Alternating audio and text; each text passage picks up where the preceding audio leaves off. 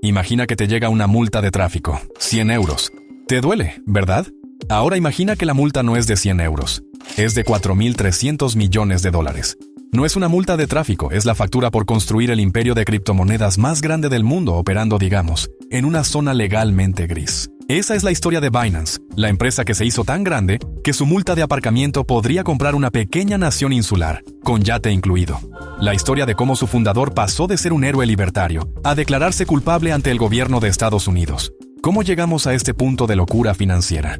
Para entender el ascenso de Binance, tenemos que viajar en el tiempo a 2017. El mundo estaba loco por las criptomonedas. Bitcoin estaba subiendo como un cohete de Elon Musk con prisa. Todo el mundo, desde tu primo el que invierte en cosas de internet, hasta tu peluquero, hablaba de hacerse rico con monedas digitales. Era una fiebre del oro digital, y los exchanges existentes eran como vender picos y palas de plástico.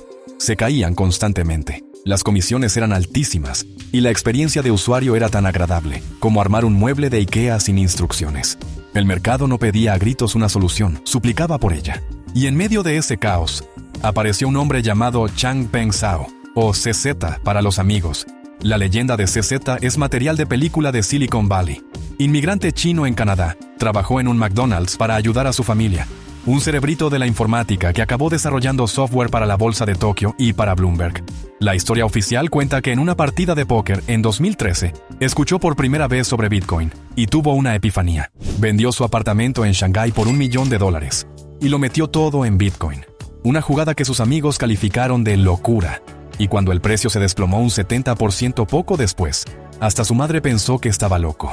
Pero CZ tenía una convicción de acero. Vio el futuro. Un futuro donde podría construir un sistema financiero más justo.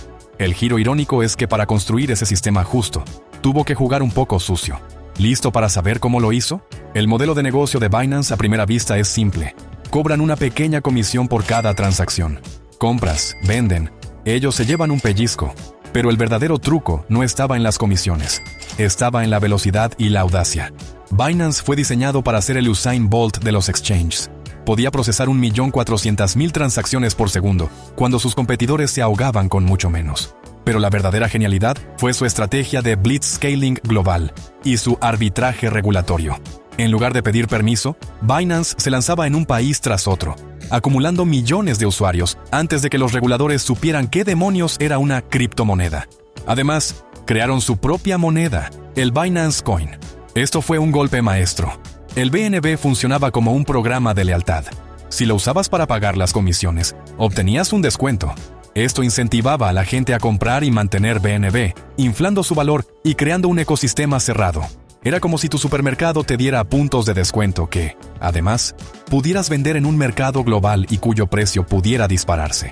Era un flywheel de crecimiento perfecto.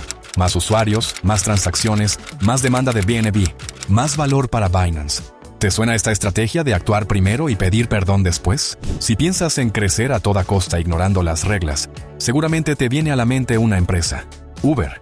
La estrategia de Binance es el manual de Uber aplicado a las finanzas globales. Uber se expandió por ciudades de todo el mundo, sabiendo que estaba operando en contra de las regulaciones de taxis locales. Su plan era simple: conseguir tantos usuarios y conductores tan rápido que para cuando la ciudad quisiera echarlos, la presión pública fuera tan grande que los políticos tuvieran que negociar. Binance hizo exactamente lo mismo, pero en lugar de luchar contra gremios de taxistas, su rival era, todo el sistema financiero mundial y sus reguladores. Ambos vendieron una narrativa de innovación y libertad, transporte para todos, finanzas descentralizadas, mientras en la práctica explotaban vacíos legales para construir monopolios. Es el clásico movimiento de disrupción tecnológica, que a menudo es solo una forma elegante de decir, vamos a ignorar las leyes que no nos gustan hasta que seamos demasiado grandes para que nos detengan. Pero como aprendió Uber, y como estaba a punto de descubrir Binance, el tío Sam siempre acaba pasando a cobrar. El problema es que cuando mueves miles de millones de dólares al día, no puedes simplemente hacerte el sueco. Durante años, los reguladores de todo el mundo, especialmente en Estados Unidos, miraban a Binance con creciente sospecha.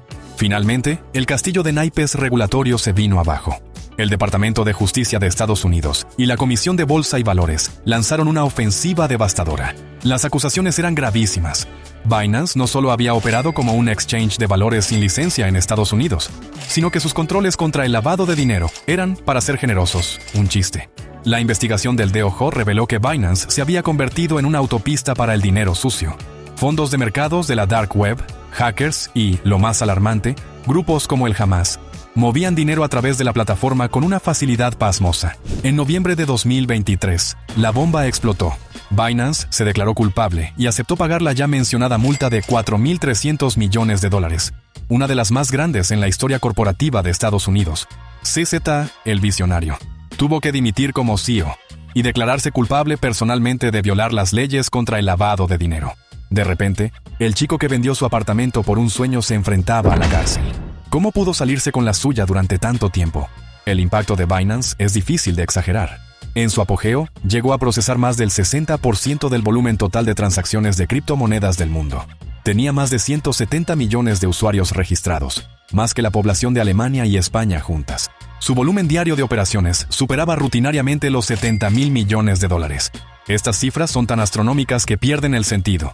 Pero el impacto social es más tangible. Por un lado, democratizó el acceso a la inversión en criptoactivos para millones de personas en todo el mundo, especialmente en países en desarrollo. Por otro, los expuso a una volatilidad salvaje y a un ecosistema plagado de estafas, con casi nula protección al consumidor. Binance se convirtió en un casino global abierto 24/7, con luces de neón y una promesa de riqueza instantánea, pero sin salidas de emergencia claramente señalizadas. Creó millonarios de la nada y también destruyó los ahorros de toda una vida en cuestión de horas. Un poder inmenso, sin la correspondiente responsabilidad. Pero, ¿había alguna forma de jugar en este casino, incluso si las reglas de tu país te lo prohibían? Por supuesto que sí. Tu misión, si decides aceptarla, es acceder a la plataforma global de Binance desde un país restringido, como Estados Unidos. Este mensaje no se autodestruirá en 5 segundos. Para miles de usuarios, la solución era un truco sacado del manual de cualquier adolescente que quiere ver el catálogo de Netflix de otro país.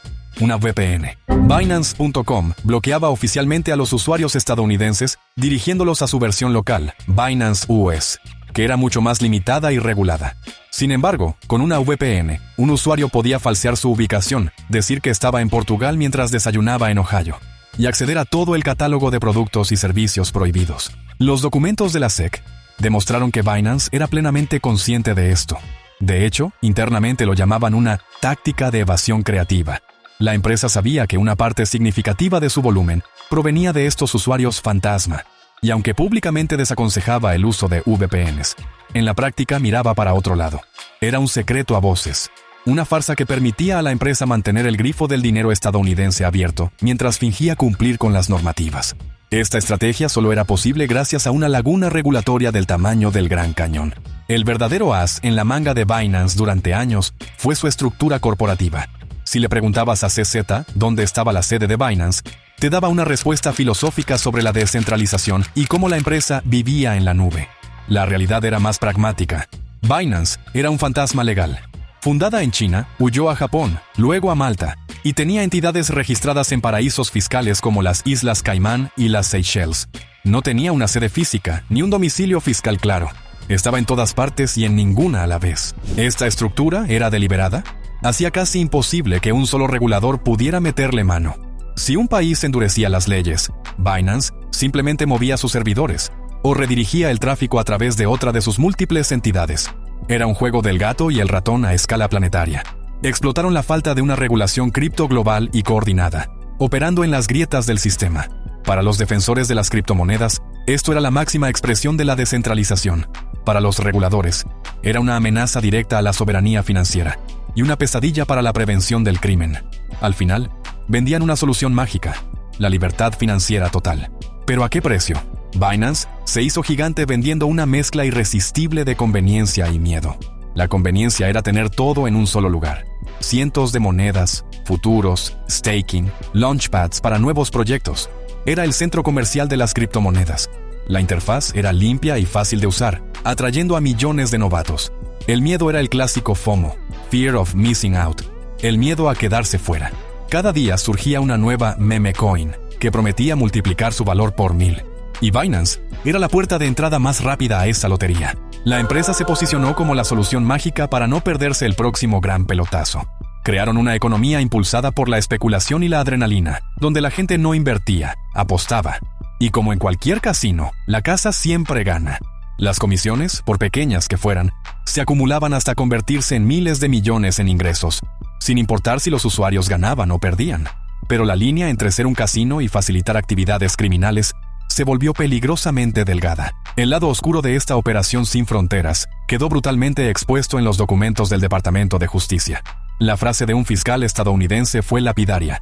Binance se convirtió en el exchange de criptomonedas más grande del mundo, en parte debido a los crímenes que cometió. La empresa no solo falló en implementar un programa efectivo contra el lavado de dinero. Según los fiscales, tomó la decisión deliberada de no hacerlo. Sabían que una parte de sus usuarios eran criminales y decidieron que los beneficios que generaban eran más importantes que cumplir con la ley. Esto no era un simple descuido, era un modelo de negocio. Permitir transacciones anónimas era un atractivo para todo tipo de actores, desde inversores que querían evadir impuestos hasta organizaciones que financiaban el terrorismo.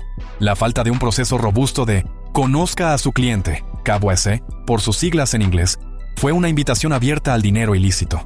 Cuando finalmente se vieron obligados a implementar controles más estrictos, lo hicieron de forma cosmética, dejando enormes agujeros que siguieron siendo explotados. Para maquillar esta realidad, Binance invirtió millones en un diseño de experiencia que gritaba seguridad y confianza. La genialidad de Binance fue envolver este salvaje oeste financiero en una interfaz que parecía tan segura y profesional como la de tu banco online. Crearon la Binance Academy para educar a los usuarios, posicionándose como líderes de opinión. Lanzaron el fondo SAFU, Secure Asset Fund for Users, un fondo de seguro para proteger a los usuarios en caso de hackeos. Una palabra que sonaba reconfortante, aunque su cobertura real tuviera letra pequeña. Todo, desde los colores corporativos hasta el tono de sus comunicaciones, estaba diseñado para proyectar estabilidad y fiabilidad. Era como entrar en un casino de Las Vegas donde los crupieres visten trajes de Armani y te ofrecen agua con gas mientras te animan a apostar los ahorros de tu vida en la ruleta. La experiencia de usuario era fluida, gamificada y adictiva, ocultando la inmensa complejidad y el riesgo que había debajo.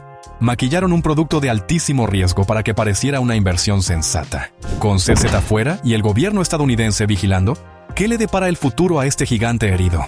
El futuro de Binance es la gran pregunta del $1 billón.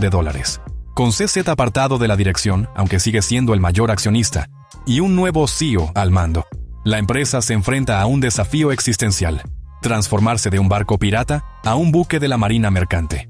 Ahora, opera bajo la estricta supervisión de un monitor independiente impuesto por el gobierno de Estados Unidos durante 5 años. Cada movimiento será escrutado. Tienen que limpiar su imagen, cumplir con regulaciones en docenas de países y hacerlo sin perder la agilidad que los hizo famosos. La gran ironía es que, para sobrevivir, Binance debe convertirse en todo aquello contra lo que se rebeló. Una entidad financiera centralizada, burocrática y, sobre todo, cumplidora de las normas. ¿Seguirán los usuarios fieles a una Binance aburrida y regulada? ¿O buscarán la próxima plataforma sin ley que les ofrezca la misma emoción y libertad de los primeros días? Al final, volvemos al principio. La multa de $4.300 millones no fue una sentencia de muerte. Fue el precio de la entrada. El coste de pasar de ser un paria a ser un miembro aceptado, a regañadientes, del sistema financiero global. La moraleja de la historia de Binance es una lección cínica pero poderosa sobre el capitalismo moderno. Si vas a romper las reglas, asegúrate de hacerte tan indispensable y acumular tanto dinero que cuando te atrapen, puedas permitirte pagar la multa y seguir jugando. Pero ahora te pregunto a ti, ¿crees que la multa y la salida de CZ son suficientes para que una empresa como Binance realmente cambie su cultura? ¿O simplemente han aprendido a ser más discretos? Si te fascina cómo la tecnología y la especulación pueden crear burbujas espectaculares que acaban estallando, no te puedes perder mi análisis sobre la increíble caída de los NFT. Te aseguro que la historia de cómo la gente pagó millones por imágenes de monos aburridos es tan salvaje como esta. Haz clic y descúbrelo.